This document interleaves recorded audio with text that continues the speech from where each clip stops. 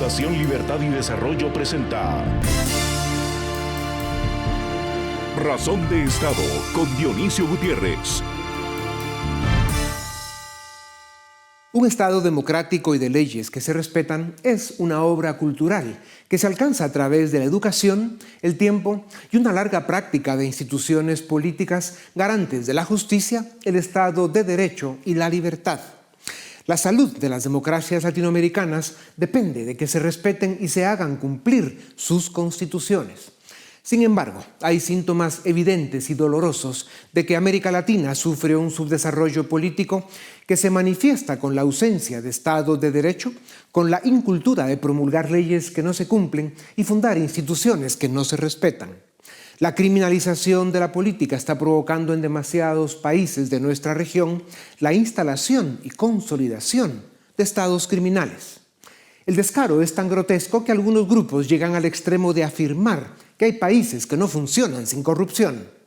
Es en esas condiciones cuando las economías dejan de servir a toda la sociedad.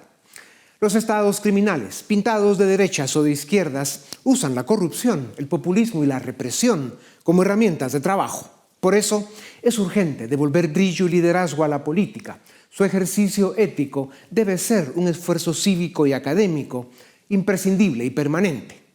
El desarrollo de las naciones tiene como condición que Estado y sociedad, gobiernos y ciudadanos, se pongan de acuerdo en la gestión de la política y de la economía. Para que a una le vaya bien, a la otra le debe ir mejor y viceversa. Para tener éxito en la política, América Latina necesita más militantes de la democracia para, por un lado, construir instituciones fuertes e independientes y, por el otro, combatir la maquinaria de crimen y corrupción que se opera desde la política y que se esconde en la debilidad de los sistemas de justicia. Para tener éxito en la economía, la región debe aplicar la fórmula de certeza jurídica y políticas públicas que motivan la inversión y garantizan el libre mercado y la propiedad, lejos del populismo y la intervención. Es imprescindible recuperar el respeto y el prestigio en las instituciones de la democracia y en la política para tener economías que ofrecen oportunidades y bienestar para todos. Solo las democracias que respetan la división de poderes, la justicia y las leyes pueden ser fuente de prosperidad y escudo de libertad. El socialismo y el estado de bienestar populista fracasan donde se practican. Europa, la base del occidente liberal, tiene economías decaídas debido a estados gigantescos que regulan excesivamente la vida de las personas, desmotivan la empresarialidad y asfixian la iniciativa individual. Los impuestos en Europa están entre 40 y 50% del Producto Interno Bruto, mientras que en Estados Unidos están en 27%, lo que permite que sus trabajadores se queden con 75% de su salario.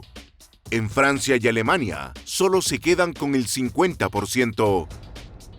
Francia, la nación más atrapada en el estado populista de bienestar de Europa, sufre una profunda crisis política y social que está dejando destrucción, violencia, decenas de ciudadanos inocentes heridos y la imagen de un París en llamas.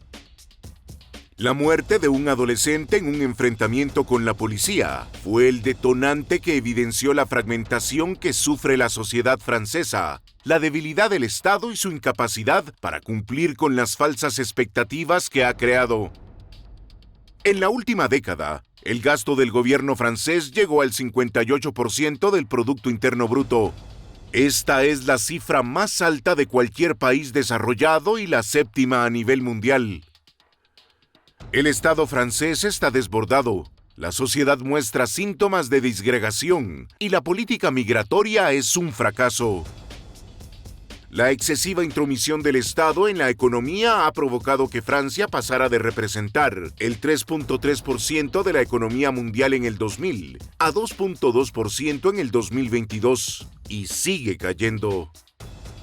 América Latina tiene un problema mayor, pues muchos de sus políticos intentan copiar esos modelos fracasados, con el agravante de que todavía no hemos creado los niveles de riqueza suficiente a los que sí llegó la Francia liberal y ahora la está destruyendo.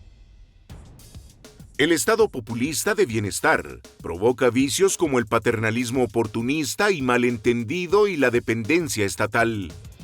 Destroza la iniciativa individual y la aspiración de autosuficiencia como resultado del esfuerzo personal y el trabajo tesonero.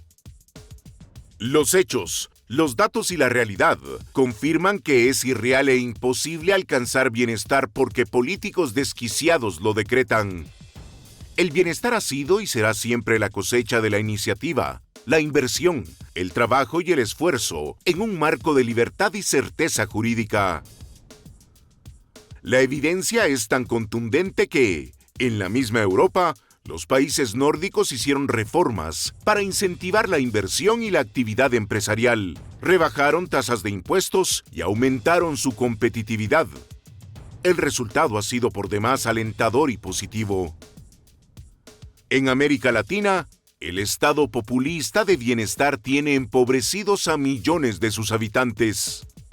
Inflación, gastos sin control, programas clientelares, ineficiencia ilimitada y corrupción son las prácticas comunes.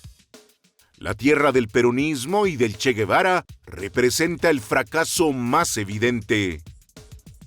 El camino al desarrollo pasa por el trabajo duro, la creación de empresas, la iniciativa individual y la responsabilidad ciudadana en un marco de instituciones democráticas y republicanas con un sólido Estado de Derecho.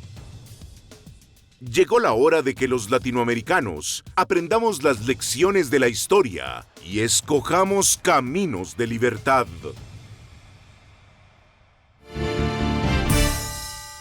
La política y los políticos, el crecimiento económico, la creación de oportunidades y la ejecución de políticas públicas inteligentes y efectivas deberían ser los elementos que interactúan para alcanzar desarrollo para las naciones y bienestar para su gente. Sin embargo, en muchos países el obstáculo que impide que esto se logre son los políticos mediocres, ególatras y corruptos, que son demasiados. América Latina está llena de ellos. Hay algunos de esos en el occidente desarrollado también. Son autoritarios, populistas, irresponsables, con frecuencia delincuentes, y están siempre buscando la forma de perpetuarse en el poder, gastando el dinero de los contribuyentes, endeudando a su país y provocando problemas fiscales, políticos y sociales. Para conversar sobre la deformación de la política y el despilfarro de recursos que hacen los gobiernos populistas y cómo la academia, los emprendedores y los ciudadanos pueden y deben intervenir para corregir el rumbo, hoy les presentamos la primera entrevista con Daniel Lacalle, doctor en economía, con un máster en investigación científica económica y otro en negocios.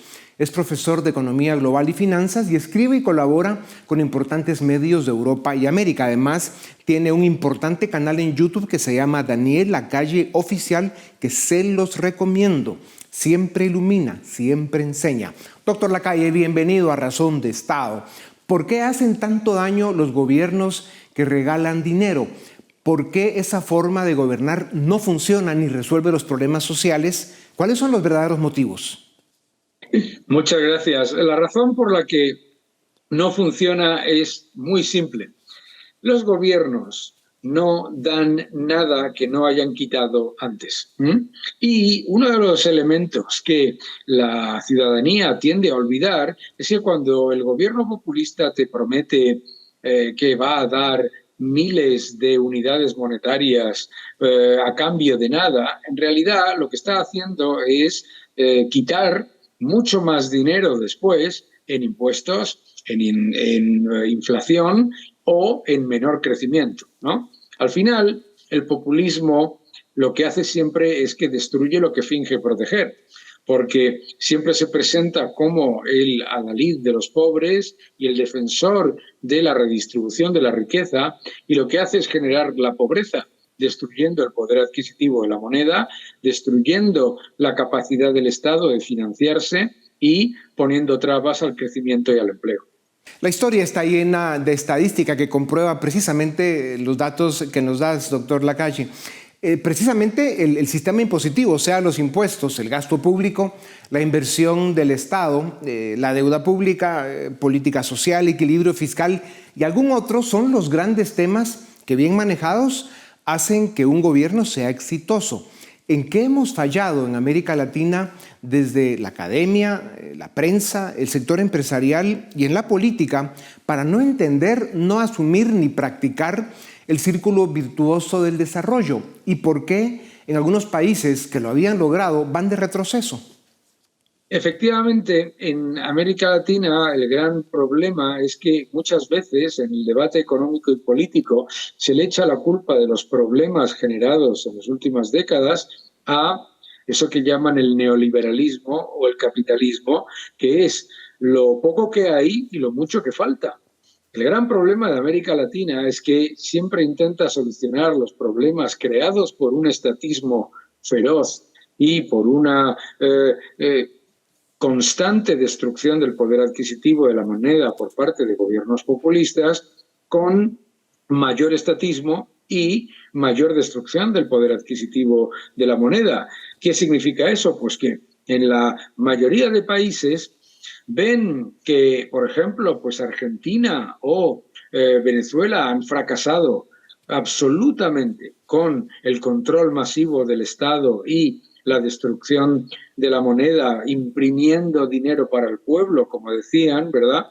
Y siempre viene alguien que dice a los ciudadanos que esas políticas funcionarían si las llevan a cabo ellos. Ya, más que una discusión ideológica como tema de izquierdas o derechas, lo importante es que quienes hacen gobierno y aplican políticas públicas para la economía o para los temas sociales o para los temas de Estado den buenos resultados. Para la economía funcionan mejor las políticas liberales. Para los temas sociales en el mundo de hoy se necesita un Estado más presente y solidario, pero sin caer en el clientelismo o el populismo. ¿Cómo se logra el equilibrio para que la ecuación funcione y los países prosperen? Yo creo que la clave es tener instituciones independientes y lo que los norteamericanos llaman checks and balances, los controles por parte de esos diferentes organismos independientes al poder político. Es decir, que todas esas medidas que se vayan a tomar estén supervisadas de una manera correcta por entidades que sean defensoras de los derechos y de las oportunidades para los ciudadanos, pero desde un punto de vista independiente del gobierno y que, por lo tanto, fiscalicen la actividad del gobierno. En el momento en el que los estados empiezan a destruir la independencia de las instituciones y las hacen dependientes del gobierno, el totalitarismo entra por la ventana, porque es el momento en el que se destruye esa capacidad de control. ¿Cómo hacer reformas liberales, las que funcionan y desarrollan países, cuando las sociedades cayeron en la trampa de una visión de corto plazo y quieren más gasto y más Estado a extremos de desequilibrio? Bueno, la mejor manera de explicarle a la gente las cosas es tratarles como ciudadanos adultos. Los ciudadanos saben que si gastas mucho más de lo que ingresas, la situación va a empeorar. Y cuando a la gente y a los ciudadanos se les explica de esa manera, entonces es relativamente sencillo implementar medidas liberales. Lo que pasa es que a veces los políticos también del ala liberal tienden a caer en pensar que los ciudadanos van a tener miedo a las reformas, y los ciudadanos saben que las reformas son positivas. En tus presentaciones le das mucha importancia a la meritocracia y al trabajo duro como elementos clave para el progreso. ¿Cómo puede América Latina construir estos valores y hacerlos parte de nuestra cultura? ¿Está a tiempo nuestra generación? Yo creo que sí, y yo creo que es a través del emprendimiento y de la autonomía económica de los ciudadanos. Más personas que trabajan autónomos, más creadores de empresas, que perciben rápidamente esos beneficios de crear un pequeño negocio y llevarlo al crecimiento, generar una pequeña empresa y desarrollar la economía. Doctor Lacalle, como siempre nos iluminas, da gusto conversar contigo, gracias por tu tiempo. Les presentamos ahora la siguiente entrevista con el doctor Eduardo Fernández Liuña. En esa extraordinaria aventura que es la vida, el bienestar de la familia, los amigos, De la comunidad en que vivimos, el bienestar de la tierra que nos vio nacer depende en gran medida, aunque no nos guste tanto, de la política, de los gobernantes que elegimos y de la forma en que permitimos que nos gobiernen. Por eso, ser ciudadano presente y activo, tener conocimiento de causas sobre el país que queremos construir y desarrollar un pensamiento crítico son los desafíos que debemos resolver por cuestión de sobrevivencia. América Latina atraviesa una temporada de procesos electorales en medio del desencanto de los ciudadanos con la democracia, un desencanto provocado por la corrupción y la incompetencia de la vieja política, pero también en un momento en el que los pueblos del continente americano empiezan a despertar. Para conversar sobre estos temas de gran importancia para la vida de los pueblos del continente americano, tengo el privilegio de presentarles a Eduardo Fernández Luiña, asturiano de los grandes, doctor en ciencia política, profesor universitario y escritor. Trabajó en FAES y el Instituto Juan de Mariana, dos importantes tanques de pensamiento en España. Actualmente es el jefe de estudios y del área internacional de la Fundación Disenso en Madrid. Ha publicado decenas de trabajos académicos en distintas revistas y publicaciones de América Latina y España. Su última obra se llama La verdad se encuentra en el bosque. Es una historia en la que a través de una aventura mágica, mitológica y humana nos motiva a recuperar el equilibrio con ánimo de recobrar la armonía y la vida en comunidad. Doctor Fernández, bienvenido a Razón de Estado. El liberalismo defiende el pluralismo y la diversidad de opiniones y comprende que hay varias formas de entender el mundo. La base del liberalismo es la tolerancia y tiene por naturaleza una concepción democrática. Por eso el liberalismo es el modelo político que practican los países que tienen éxito. ¿Por qué en América Latina no entendemos esto? ¿Por qué seguimos perdidos en el populismo, la corrupción y la indiferencia? Creo que en Iberoamérica el problema es que el Estado ha sido un instrumento de enriquecimiento para determinadas élites políticas y no una herramienta al servicio de la sociedad.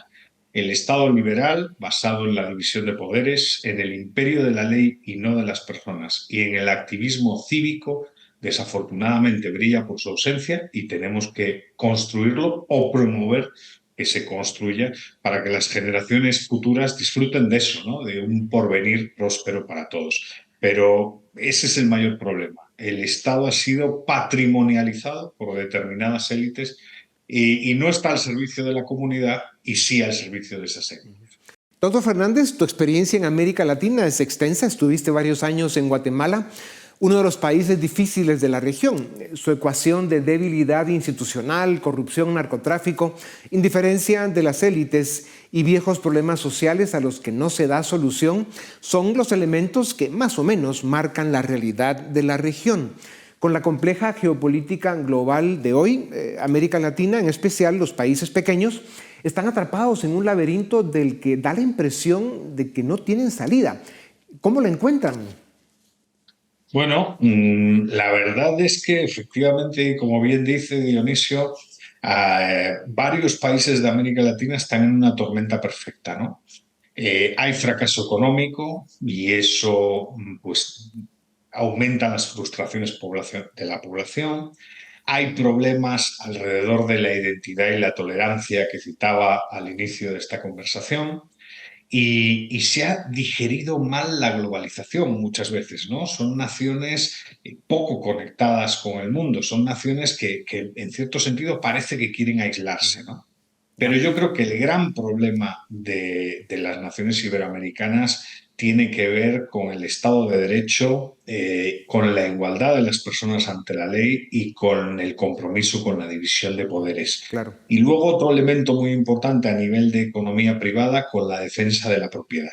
Claro. Y esas podrían ser las grandes líneas de acción para recuperar los países, ¿no? Fuiste el gran profesor de una escuela de gobierno que tuvo la ilusión de formar una nueva generación de tecnócratas, de líderes y funcionarios que fueran capaces de gobernar mejor su país, con esos valores que describías hace un momento. Las élites abandonaron aquel esfuerzo, pues nunca lo entendieron. ¿Por qué sin la formación técnica correcta y sin la educación en los valores liberales, que son los que dan resultados, el futuro de América Latina seguirá en manos de la corrupción, del populismo y el autoritarismo? Sí, sí, es gravísimo, ¿no? Parece que una gran parte de la población y de las élites no entienden que una democracia no se sostiene sin demócratas y que una democracia no se sostiene sin profesionales de la administración comprometidos con los valores de la democracia liberal. Y por eso el esfuerzo de la Escuela de Gobierno es un esfuerzo de grandísimo valor, ¿no? Porque al final de lo que se trata es, y esto lo tomo de usted, que ya sabe que en nuestras conversaciones siempre aprendo mucho de usted y es un referente, hay que recuperar la política.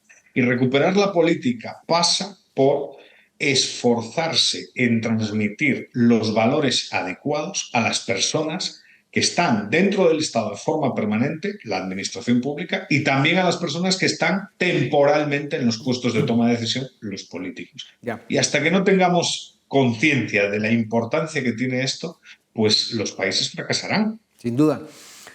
La verdad se encuentra en el bosque, es un tratado político profundamente humano, es un libro escrito con una prosa amigable, fluida, elegante, para gente joven, pero es ideal para que los viejos recuperemos alguna dosis de inocencia.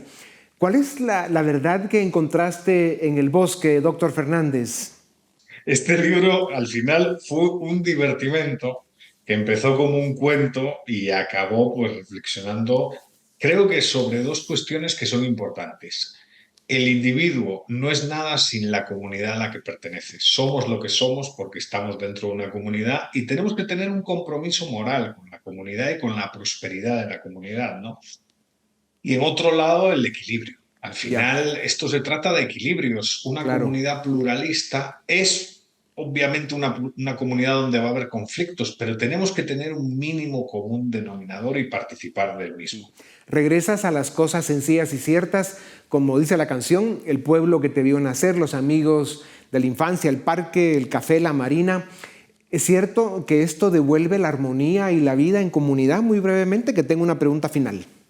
Sí, sí, yo creo que definitivamente de eso se trata, ¿no? De volver a reencontrarse con la comunidad de cada uno. Pasando las hojas del libro, pensaba que cada personaje en tu historia es un sector de la sociedad y cómo el respeto, la comunicación y la empatía de las que ya hablabas en las relaciones construye puentes, consensos y posibilidades. Los personajes de tu historia enfrentaron peligros, resolvieron conflictos, hicieron acuerdos, recuperaron el sentido común. ¿Fue esta una de las intenciones de tu historia?